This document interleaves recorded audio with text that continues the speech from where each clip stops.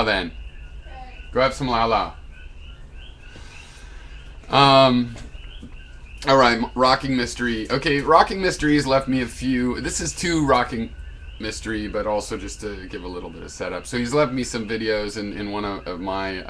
Left me some comments in one of my videos, and he was basically saying I couldn't blame him for blocking me right away or reacting the way he did, and I don't, because I understand what it's like. You get a wave of people in, you kind of have to deal with it curtly. And I admit, I came in and dealt with it curtly. And I was told by someone who I'm not that familiar with, but somebody PMs me a video, I usually watch it. I make the judgment that I make based on the video I watch. So from my point of view, it's not like somebody says you should do this and I go do anything. I probably watch the video, but I'm definitely not inclined to reply because of that per se. It's the video itself.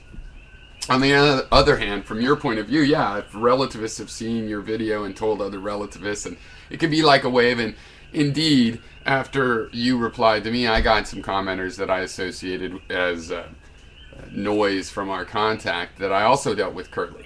And in some cases, maybe it's just a coincidence. So I'm more interested, to use a metaphor from physics, of the steady state solution. The initial conditions and how all that works out is important. You have to navigate it, or you don't get to a steady state solution. So it's important, but I really am not holding grudges based on that, or even making judgments much based on that, other than that they add into getting some sort of steady state long-term view. So fine. So let me tell you why I reacted to the video and you the way that I did. Two reasons that I want to go into. First of all, I take some offense at your sweeping everything together like you do with relativism as the relativism and postmodernism, and it's all the same thing, and then you characterize it with some crazy artist types that are going to be saying crazy things like, Newton's laws are misogynistic or whatever. That's ridiculous. And you're not trying to discredit those people that say those crazy things, because nobody's ever heard of those people, practically, for all intents and purposes.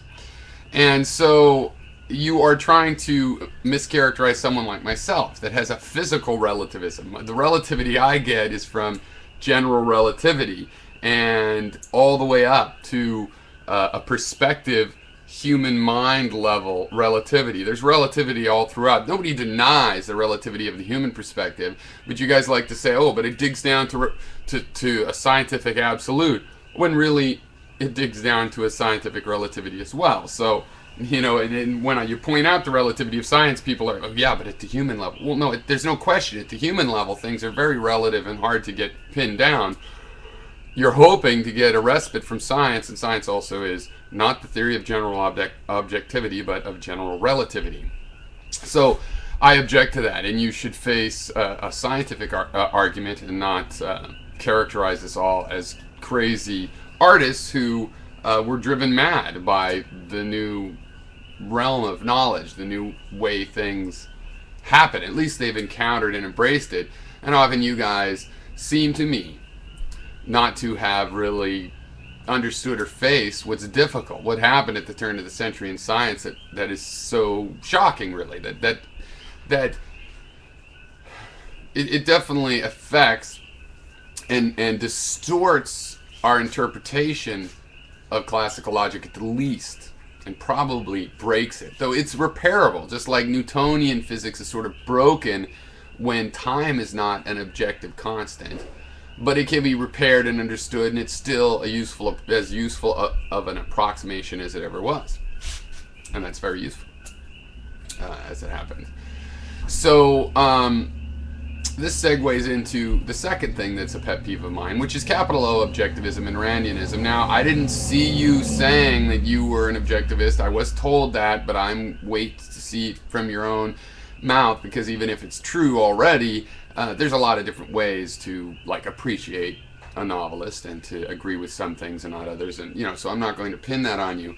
But I did see something that is a pet peeve of mine about objectivism with the capital O, which is this confusion of romanticism, which I believe you can find that Ayn Rand acknowledged that that's the kind of fiction. That's the kind of artist she was, really, as a romantic artist, you know, into romanticism with heroes. And basically, this is a world in which you can judge something by its character.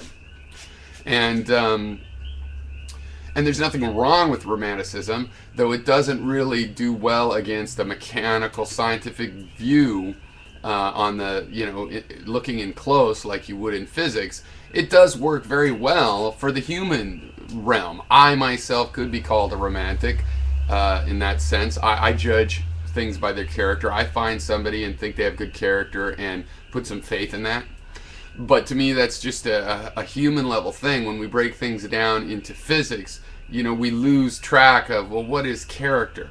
And again, there's nothing objective about romanticism, because you can't have an object with qualities. That's not a good way to model, you know, courage. Courage comes from a situation and a context. It's not just a thing with inherent essence. It's a description of a kind of behavior, a situation that can happen. And you might say someone had courage or was cowardice and this kind of stuff. Okay, so it's fine. I like romanticism. I don't like it when it pretends to be objectivism. I don't like when you take the words and language, you plural or Ayn Rand, of objective reason, you idolize that language to the degree you sort of have to ignore what it really means, the facts and where they really lead, and you have subtracted it away from empiricism.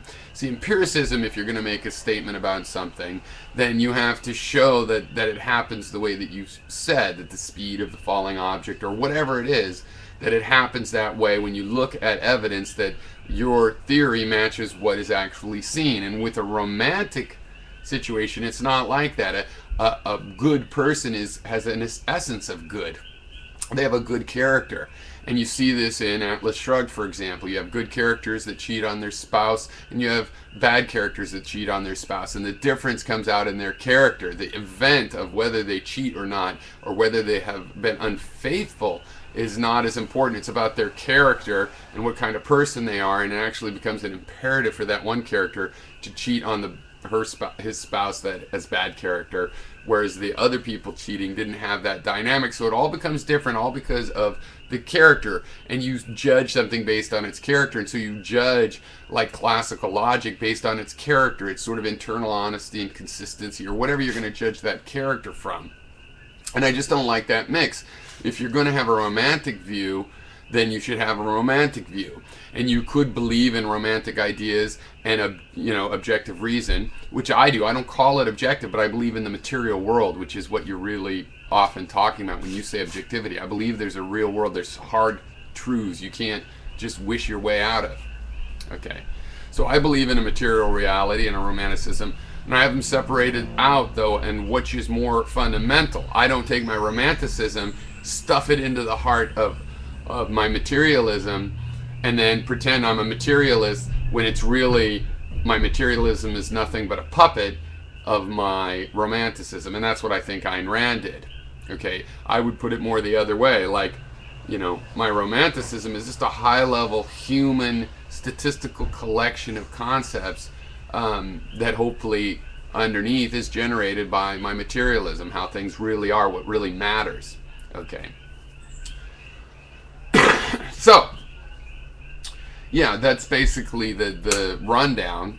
Those were the things that I reacted to. I think they still are the case. I think we are going to disagree.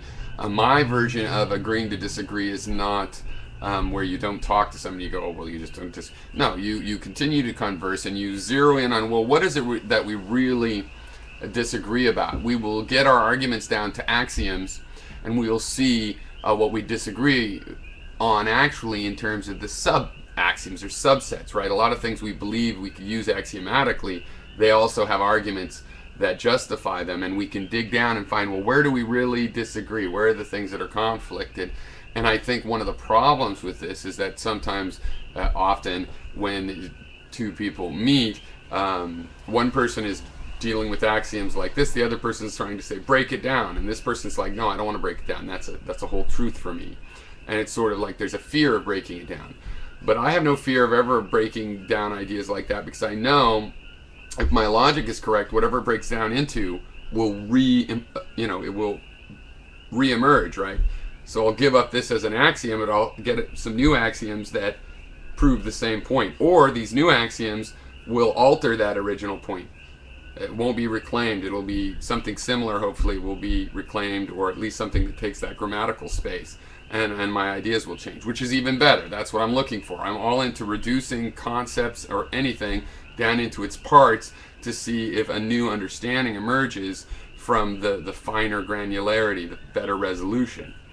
So that's what I would be trying to do in a conversation with you. I see that we're going to disagree. It is quite obvious on many counts that neither one of us is going to convince the other. Doesn't mean that we couldn't illuminate certain aspects and get it down to still more fine-grained disagreements that then other people could have their own perspectives on and learn something from, all without any one of us necessarily converting the other, but meanwhile people's opinions are changing naturally from them. Well, you can see I have a phone call, so I'll be going. Cheers.